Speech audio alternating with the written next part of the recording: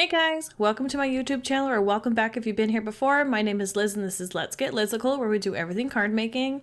And today we're going to be making a bit of an unconventional Father's Day card. It's not your typical, fishing or tools or like hardcore manly man things. Today we're going to be doing one with a bird and a flower on it, actually. I have done these types of cards for like commissions before. I think one of my friends asked for a card with a bird on it one year for her dad because he is very much into birds. Not saying that men cannot be, obviously, but like it's not something we generally think about when we think about Father's Day cards, right? It's all, again, like those manly man things, quote unquote. And today I thought I would take something that I would maybe generally do for Mother's Day and like turn it into a more Father's Day version of it. So what I did was I started with a color scheme that I found on Pinterest. I save a lot of these, like, I have a board called Color Stories, and it's kind of almost like those Sarah Renee Clark color cubes you can get, but they're available online. It doesn't come with all the tools that the color cubes come from, but if you have the color cubes, you could definitely use those. But if you can't afford those, or you're not really interested in getting them and still want some like colors to play with, definitely go on Pinterest or even Google search color stories or color boards or something, and like a whole bunch of images will pop up, and then you can just try to match them to whatever markers or papers or whatever you're using and do it on like your phone or your computer. But I used a color story I found on Pinterest. And I can link the description below to the board. I noticed while I was flipping through the other day that I actually pinned quite a few of the same ones, so I'm going to try to go through and clean that up a bit, but otherwise it's a good Pinterest board, and I just, again, save a bunch of color stories, is what I call them, on there, and I have them there for future reference. Anyway, to the card. We are doing the background with the Simon's wood planks stamp, and I did that with the clear embossing ink so that it was just kind of leaving that like watermark look to it.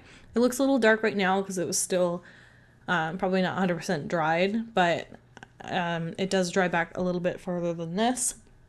And it just gave it the subtle wood texture. I was debating on leaving it plain and thought it would need a little bit of something. I have a few wooden embossing folders as well, but I didn't want to have to like add to texture, but this stamp's great for that.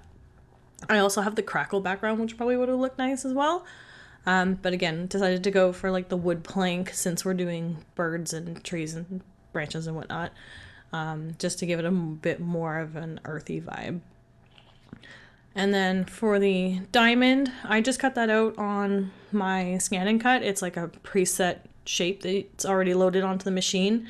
I set the height of it at 4.5 inches, and then whatever the width is how it scales. And then I taped that to a gold foil cardstock from Michael's Recollections collection. And I left a 1/8 inch border around it, trimming it with my guillotine cutter.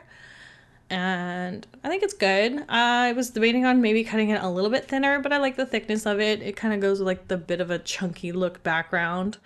The buffalo check pattern is part of my digital download. It's a transparent PNG that comes in 2 different buffalo check patterns. So there's like this one, and then there's one that prints on the 45-degree angle on the bias. And then it prints it in 2 different scales. So it prints, this is a smaller size, there's a larger one as well. That's about, a 150%, I think, bigger.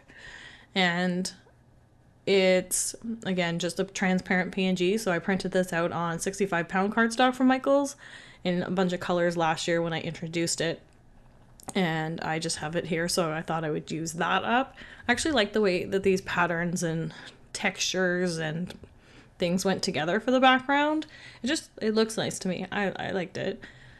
For the stamps, I am using Simon's. 1 second. It is Simon's Spring Birds. I have no clue what half of the birds are in this set. I would probably have to do some Googling. This one, to me, looks like the kingfisher, which is what I Googled here on my phone. So I'm kind of coloring it like that. Like, it's not exact. It's probably like a starling or something. I have no clue. Again, I'm not good with the birds. I know there's a black-capped chickadee on here and a cardinal, but I don't know what the other three are. One of them might be a different type of chickadee. I'm not sure. Anyway, you can color them however you would like, but I wanted to do something a little bit more realistic. So I went with an actual bird, and I went with the kingfisher, and which was good because they were in the colors that I was going for. There are different colors of them, but there is this like tealy blue colored one, which is kind of what I went for. The colors that I use are a little bit more on the blue side than like a teal side, because I didn't want to go too green because of the colors that I am, referencing from my color story. It also has that pop of orange color, so I liked that for that as well, because there's not many things to color orange in here. I am going to add a bit of orange to the flower. I, again, have no clue what these flowers are, but I decided to color it almost like those Hawaiian flowers. I'm not sure what they're called, but where they have like the orangish yellow color in the middle and it kind of fades out to white. So that's what I'm doing with these. Probably the buds are not this color, but again, just wanted to add a bit more accent in that orange color. And then I'm going to restamp all my images because I try to do that as much as possible. I forget to do it once in a while, but generally I would say 98% of the time I am double stamping before and after coloring. And then I'm just pulling out this stamp set from Mama Elephant, which is the occasional labels. It has, every occasion on here. I think it's Mother's Day, Father's Day, Christmas, birthday, anniversary, like everything's on here. I think I mentioned before that I would like to do a set of this, maybe condensed with slightly bigger sentiments. So maybe I'll do that in the future. I'm finding that I've only used about half a dozen maybe from this set. Not that I won't maybe in the future, but I just think like I like the idea of it, that you can stamp your own like reverse sentiments, but just need slightly bigger sentiments, and they need to be a little bit more legible. I would say sometimes the ink, if you double or triple stamp it for color, because the dye ink kind of spreads out a little bit, sometimes the letters get a little fuzzy and not as defined as they should be. So try to stamp as little as possible with these types of stamps, or you can go over it with like a white gel pen after, just to fix a few of the areas. But anyway, I'm off on a lot of tangents today. Back to the card. I glued down the tree branch and the flower flat. I'm adding a little bit of the 1mm foam tape from scrapbook.com on the back of the bird. I was debating on doing the sentiment, but I don't end up doing the sentiment. And I didn't leave a white border around it, which I'm kind of hemming and hawing of whether or not I should have left a white border. But I kind of like the way it is. It stands out enough, but it also coordinates with the card pretty well.